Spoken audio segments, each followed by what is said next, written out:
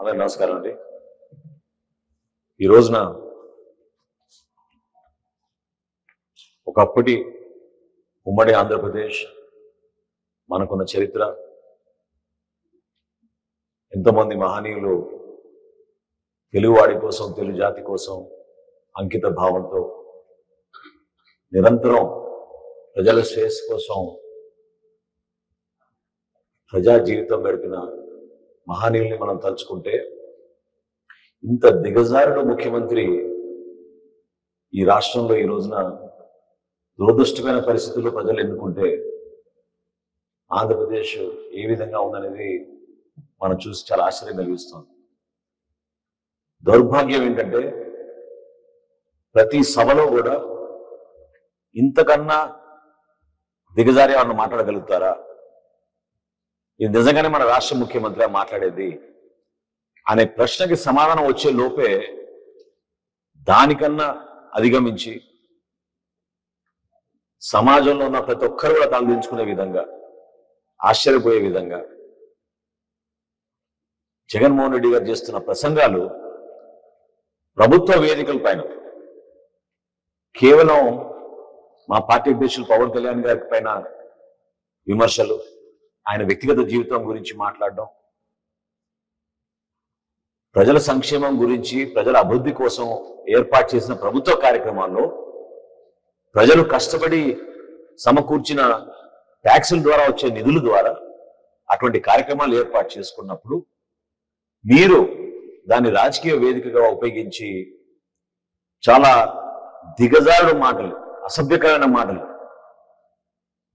ప్రజలకి ఒక ముఖ్యమంత్రి సందేశం అనేది ఉత్తేజపరిచే విధంగా, మన భవిష్యత్తు మనకి పదిలంగా ఉంది, మన బిడ్డలు బాగా చదువుకోగలుగుతారు, మన ప్రాంతానికి అభివృద్ధి జరుగుతుంది అనే ఆలోచన వచ్చే విధంగా ఒక నాయకుడు ప్రయత్నించాలి. కానీ ఈ విధంగా ఈ రోజున జగన్మోహన్ రెడ్డి గారు మాట్లాడింది చాలా చాలా దురదృష్టకరం. అసలు పవన్ కళ్యాణ్ గారి పెళ్లిళ్ళ గురించి, వ్యక్తిగత జీవితం గురించి మీ సమయం వృధా చేసుకోవడం కన్నా రాష్ట్రంలో ఈ రోజున లా అండ్ ఆర్డర్ పరిస్థితి గురించి, మీరు చేతగాని ప్రభుత్వం, మీ పరిపాలన వలన ఎంతమంది నష్టపోయారో, ఎందుకు లక్షల్లో ఈ రోజున వలసలకు వెళ్ళిపోతున్నారో, ఎందుకు యువత నిరాశతోటి ఉద్యోగాలు లేక, పెట్టుబడులు రాక మన ప్రాంతాన్ని వదిలేసి ఇతర ప్రాంతాలకు వెళ్తున్నారో, వాటి గురించి మీరు మాట్లాడండి. పవన్ కళ్యాణ్ గారి సినిమా జీవితం గురించి మాట్లాడతారు, ఆయన షూటింగ్లు చేసుకుంటారని చెప్తారు. అవునండి, ఆయన కష్టపడి షూటింగ్లు చేసుకుంటారు. ఆయన 4-5 సినిమాలు చేస్తేనే కదా పార్టీకి ఆయన అందించగలిగే ఆర్థిక సాయాన్ని అందించి, ఆ సమయాన్ని రాష్ట్ర వ్యాప్తంగా ప్రజల కోసం నిలబడి ప్రశ్నించి పర్యటనలు చేసి క్షేత్రస్థాయిలో ఉన్న సమస్యల్ని ప్రభుత్వం దృష్టికి తీసుకురావడానికి ఆయన చేస్తున్న ప్రయత్నాన్ని గత 10 సంవత్సరాల నుంచి మనం చూస్తూనే ఉన్నాం. అసలు మీకెందుకు ఆయన షూటింగ్ల గురించి? మీలాగా ఒక టోఫెల్ ఫైల్ సంతకం పెడితే మీకు ఒక 600 కోట్లు 700 కోట్లు మిగిలే పరిస్థితి లేదు కదా ఆయనకి. ఆయన కెరియర్, ఆయన కష్టపడి అంచెలంచెలుగా ఎదిగి ఈ రోజున ఆ స్థాయికి ఎదిగిన వ్యక్తిని, ఆయన కష్టపడి చేసుకుంటున్న ఆ ఫిలిం కెరియర్ని మీరు అవమానపరుస్తున్నారు. ప్రత్యర్థుల్ని కించపరిచే విధంగా, ప్రతిపక్షాల్లో ఉన్న నాయకుల్ని ప్రత్యేకంగా టార్గెట్ చేసి పదే పదే ఈ ముఖ్యమంత్రి ఈ విధంగా మాట్లాడడం మన అందరం కూడా ఖండించాలి. ఒక లైన్ దాటిపోయిన ఎంతో ఓపికతోటి, సహనంతో రాజకీయ ప్రస్థానంలో అందరం కూడా గౌరవంగా ఉండాలి, పరస్పరంగా ఒకరు ఒక నమ్మకంతో ముందుకెళ్లాలని కోరుకునే వ్యక్తులందరూ కూడా ఈ రోజున చాలా బాధపడే పరిస్థితి వచ్చింది. ఎన్నో సందర్భాల్లో మా పార్టీ నాయకులందరూ కూడా జనసేన పార్టీ నుంచి ముఖ్యమంత్రి గారి ప్రసంగాలు చూసి ఆవేశంగా స్పందిస్తూ ఉంటే పవన్ కళ్యాణ్ గారు స్వయంగా చెప్తారు, వాళ్ళకి తొందరపడబాకండి, మీరెందుకు నా తరఫున నిలబడి మాట్లాడతారు, ఎంత వ్యక్తిగతంగా ఆయన నన్ను టార్గెట్ చేస్తే దానికి సిద్ధమయ్యే వచ్చానే రాజకీయాల్లో అని చెప్పి అది అనేక సందర్భాల్లో చెప్తూ ఉంటారు. కానీ అసలు లైన్ దాటిపోయి ఎవరున్నారో ఆడియన్స్ అని కూడా తెలియక, మహిళలు ఉన్నారు, అక్కడ ఉన్న మహిళల్ని కూడా మీరు కించపరిచే విధంగా, కుటుంబంలో ఉన్న మన మహిళల్ని కించపరిచే విధంగా, చదువుకునే బిడ్డల్ని మీరు అవమానపరిచే విధంగా ఎంత దుర్మార్గంగా ఈ రోజున ముఖ్యమంత్రి గారు ప్రవర్తించారో దాన్ని మన ఆంధ్రప్రదేశ్లో రాష్ట్ర ప్రజలందరూ కూడా ఆలోచించాలి. దీనికోసమైనా ఈయనకి ఓట్లేసింది, దీనికోసమైనా 151 స్థానాల్లో ఈయన గెలిపించింది. ప్రతిరోజు అబద్ధాలు, దొంగ లెక్కలు. ఈ ప్రభుత్వం అంతా కూడా దొంగ మాటలతో నడిపించేస్తున్నారు, అబద్ధాలతో నడిపించేస్తున్నారు. నిన్న మొన్న మనం చూసాం, రాత్రి చీకటి జియోలు తీసుకొచ్చారు. 2005, 2014 ఏ విధంగా రాష్ట్ర ప్రజల్ని ఈయన మోసం చేస్తున్నాడో, ఆ మోసాలు ప్రజలకు తెలియకూడదని చెప్పి ఆయన చేస్తున్న డైవర్షనరీ పాలిటిక్స్ గురించి మీ అందరూ కూడా గమనించాలి. అక్టోబర్ 6న ఇదే ముఖ్యమంత్రి ఢిల్లీకి పర్యటించి కేంద్ర మంత్రి అమిత్ షా గారి నాయకత్వంలో ఒక సమీక్షా సమావేశంలో ఆంధ్రప్రదేశ్లో లెఫ్ట్ వింగ్ ఎక్స్ట్రీమిజం లేనే లేదు, నక్సలైట్ క్యాడర్ అంతా కూడా మేము తరిమేశాం. ఒకప్పుడు 150 సంఖ్య ఉన్న క్యాడర్ని ఈ రోజున 50కి తగ్గించేశాం. 5 జిల్లాల్లో ప్రభావితమైన మావోయిస్టుల్ని ఈ రోజున 2 జిల్లాలకే పరిమితం చేశామని చెప్పి ఈయన అద్భుతమైన ఉపన్యాసం ఇచ్చి వచ్చాడు. నిన్న ఇచ్చిన జియోలో ఏముందండి? 5 జిల్లాల్లో మావోయిస్టులు ఉన్నారని, ప్రజల్ని మోసం చేసి ఇన్ని రోజుల నుంచి సమయం అంతా వృధా చేసుకుని ప్రెస్ కాన్ఫరెన్స్లు పెట్టి ఊదరగొట్టి ప్రతిరోజు ఒక నాయకుడు మాట్లాడతాడు వైఎస్ఆర్సీపీ నుంచి. పరిపాలన రాజధాని విశాఖపట్నం వచ్చేసింది, అదిగో ఎల్లుండి వచ్చేస్తున్నాడు ముఖ్యమంత్రి, వచ్చే వారం వచ్చేస్తున్నాడు ముఖ్యమంత్రి. ఇన్ని మాటలు చెప్పి ఈ రోజున మీరు జియోలో ఏమని ఇచ్చారు? మీరు ఆ ప్రాంతంలో 1057 కిలోమీటర్ల రోడ్లు వేశారంట. మీరు గిరిజన ప్రాంతాల్లో అద్భుతంగా అభివృద్ధి చేసేసారంట. కనివినెరుగల్లో సంక్షేమం చేసేసారంట. మన్యం ప్రాంతాల్లో ఊహించని విధంగా ఈ ప్రభుత్వం చేసిన అద్భుతమైన కార్యక్రమాల వలన మావోయిస్టులు లేరంట ఈ రోజున. అయ్యా ముఖ్యమంత్రి గారు, మా కామ్రేడ్లు ఉన్నారు కాబట్టి ఈ రోజు కనీసం బాక్సైట్ మైనింగ్ జరగడం లేదు అక్కడ. లేదా ఈ పార్టీ మీరు ఎక్కడో అడవుల్లోకి వెళ్ళిపోయి రాష్ట్రం అంతటా మీరు తవ్వేసిన గనుల్ని ఇంకా దాటేసి మీరు ఆ ప్రాంతంలో కూడా పర్యావరణానికి పూర్తి స్థాయిలో నష్టం కలిగించేవాళ్ళు. దేనికోసం మీరు 500 కోట్ల రూపాయలు మీ క్యాంప్ ఆఫీస్ కోసం మీరు ఖర్చు పెట్టారు ఋషికొండలో ఆ కొండని విధ్వంసం చేసి పర్యావరణానికి నష్టం కలిగించి ఎగ్జిక్యూటివ్ క్యాపిటల్ అని చెప్పి ఇన్ని రోజుల నుంచి మీరు చెప్పిన మాట ఈ రోజున కేవలం ముఖ్యమంత్రి క్యాంప్ ఆఫీస్కే పరిమితం అవుతామని ఎందుకు జియో ఇచ్చారు మీరు ఈ రోజున? దాని చుట్టూ అధికారులు తిరగాలంట ఉత్తరాంధ్రలో ఈ రోజు నుంచి. నేను ఛాలెంజ్ చేస్తున్నా ముఖ్యమంత్రి గారిని, వైఎస్ఆర్సీపీ నాయకుల్ని, మీరు నిజంగానే విజయదశమికి విశాఖపట్నం వెళ్ళి పరిపాలిస్తారా చెప్పండి. ప్రెస్ కాన్ఫరెన్స్ పెట్టి ఏర్పాటు చేసి చెప్పానండి ముఖ్యమంత్రి గారిని. ఈ సంవత్సరం విజయదశమి నుంచి విశాఖపట్నంలో నేను పరిపాలిస్తానని చెప్పానండి ముఖ్యమంత్రి. ఎందుకు ఈ విధంగా అబద్ధాలు ఆడి మోసం చేసి దొంగ లెక్కలు చెప్పుకుంటూ ప్రభుత్వంలో ఉన్న పెద్దలందరూ కూడా రాష్ట్ర ప్రజల్ని మోసం చేస్తున్నారు? ఎక్కడుంది మీలో నిజాయితీ?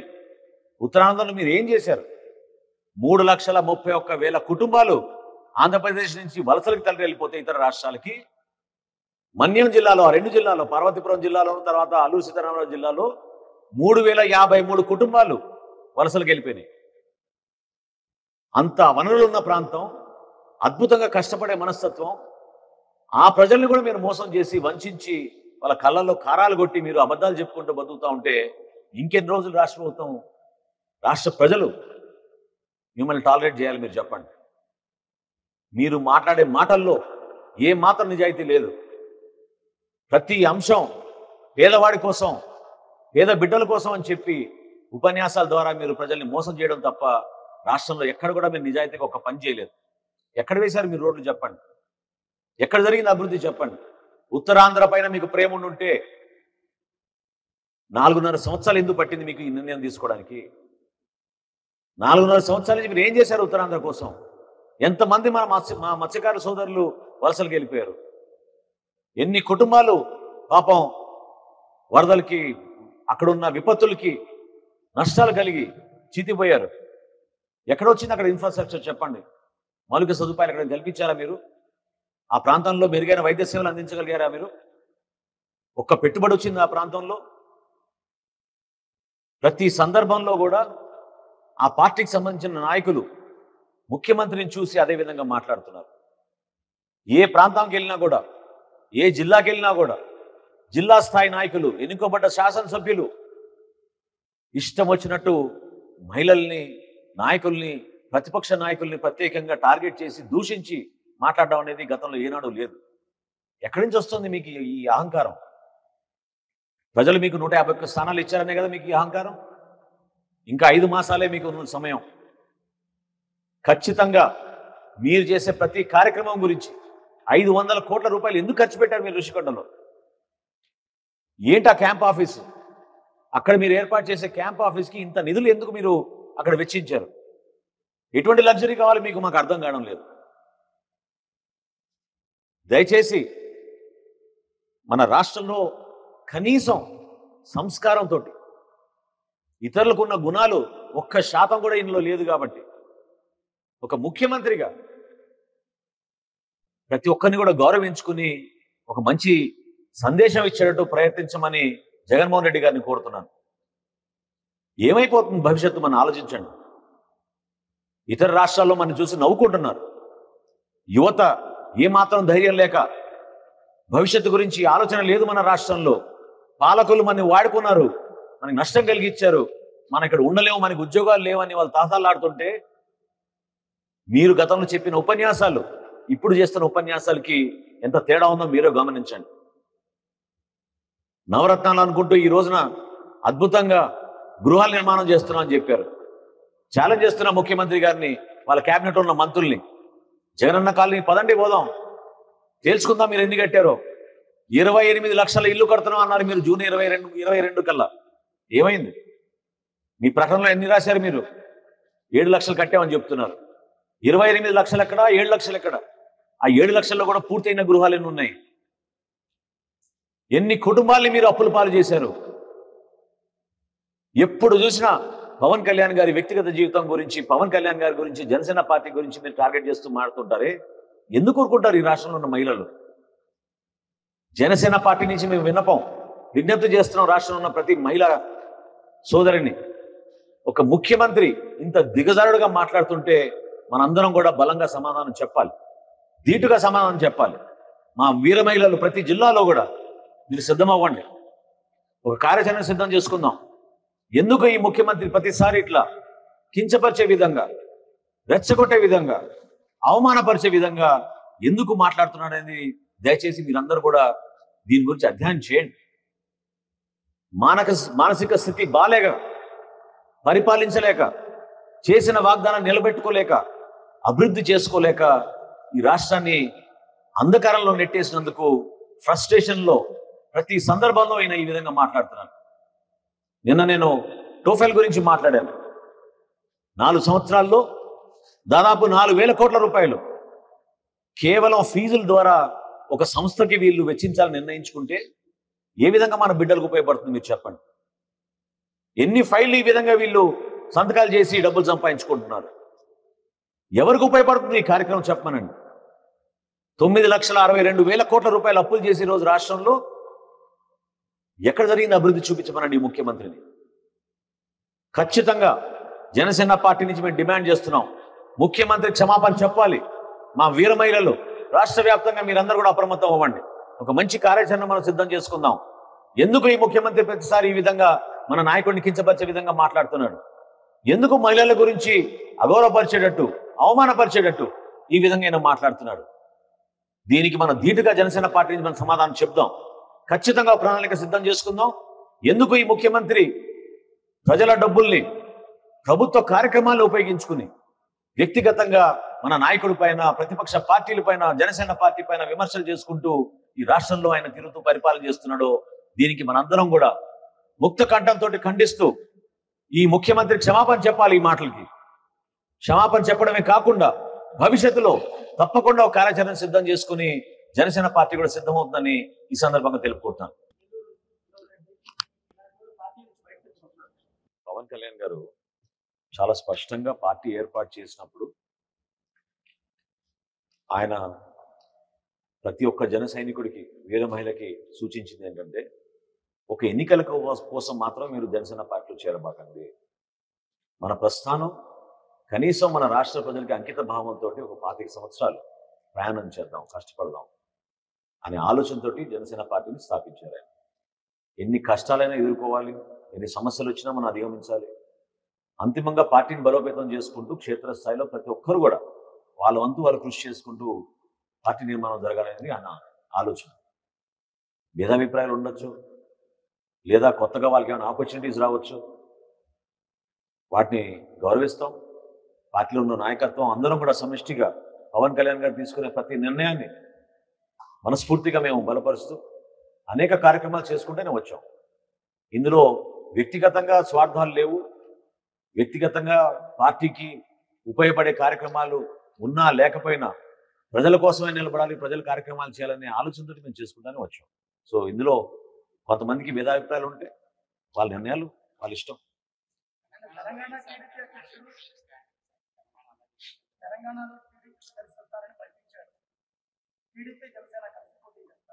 ఎవరన్నారండి? అంటే 3-4 రోజుల నుంచి మా పార్టీ అధ్యక్షులు పవన్ కళ్యాణ్ గారికి ఆరోగ్యం అంత బాగాలేదు, వైరల్ ఫీవర్ వచ్చింది. సో తప్పకుండా తెలంగాణ విభాగం జనసేన పార్టీ నుంచి ఉన్న నాయకులు వాళ్ళందరూ కూడా ఆల్రెడీ మీటింగ్ చేసుకున్నారు. భవిష్యత్ కార్యాచరణ ఏ విధంగా ఉండబోతుంది, ఎటువంటి నిర్ణయం తీసుకుంటారు, ఒకసారి వాళ్ళు పార్టీ అధ్యక్షులు పవన్ కళ్యాణ్ గారితో సంప్రదించి తప్పకుండా రాబోయే ఎన్నికల్లో జనసేన పార్టీ తెలంగాణలో కూడా ఎన్నికల్లో పాల్గొనబోతుంది. దానికి తీసుకోవాల్సిన చర్యలు, మా కార్యక్రమం ఇవన్నీ కూడా ఆ పార్టీ అధ్యక్షులు పవన్ కళ్యాణ్ గారు సూచిస్తారు. దానికి సిద్ధంగా అక్కడున్న కార్యవర్గం రెడీగా ఉంది.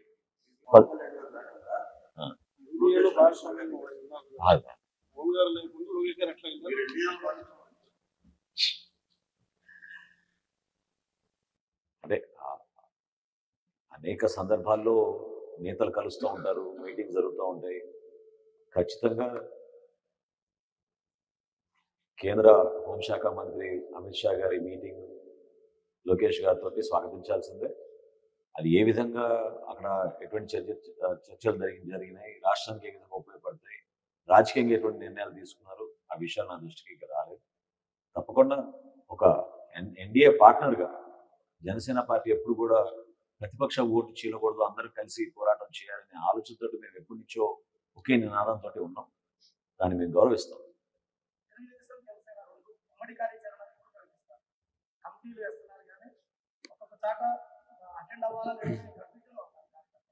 కొంచెం సమయం పడుతుందండి, ఎందుకంటే రాష్ట్ర స్థాయిలో సమన్వయ కమిటీ భేటీలు జరగాలి. జనసేన పార్టీ నుంచి మేము ఆల్రెడీ సమన్వయ కమిటీ ఏర్పాటు చేసాం. తెలుగుదేశం పార్టీ నుంచి వాళ్ళు ఇంకా ప్రకటించాలి. ఈ 2 కమిటీలు కూర్చుని జిల్లా స్థాయిలో ఏం జరగాలి, అక్కడి నుంచి నియోజకవర్గ స్థాయిలో ఏం జరగాలి, మండల స్థాయిలో ఏం జరగాలి, ఒక కార్యాచరణ ఖచ్చితంగా రాబోయే 2-3 వారాల్లోనే ప్రిపేర్ చేసుకుని విజయదశమి కల్లా ఈ కార్యక్రమాలన్నీ కూడా ప్రజల్లో తీసుకెళ్ళటం సిద్ధమవుతాం. అంటే ముఖ్యమంత్రి గారు ఆయన ప్రవర్తన సభ్య సమాజం తలదించుకునే విధంగా ప్రవర్తిస్తున్నారు కాబట్టి, ప్రతి సభలోనూ ఆ విధంగా ఆయన మాట్లాడుతూ మహిళల్ని కూడా కించపరుస్తున్నారు కాబట్టి, రాష్ట్రంలో ఉన్న మహిళలందరూ కూడా ఖచ్చితంగా దీనిపైన ముఖ్యమంత్రి గారికి అర్థమయ్యే విధంగా ఆయన ఇటువంటి అసభ్యకరమైన మాటలు మాట్లాడకుండా ఉండడానికి కోసం ఒక కార్యాచరణ ప్రతి ఒక్కరూ కూడా సిద్ధం అవ్వాలి. అందులో ప్రధాన పాత్ర మా జనసేన పార్టీ వీర మహిళలు, మా పార్టీ నాయకులు అందరూ కూడా కూర్చుని మాట్లాడుకుని ఒక కార్యాచరణ దానికి అనుగుణంగా ఉండేటట్టు మేము తప్పకుండా సిద్ధం చేసుకుంటాం.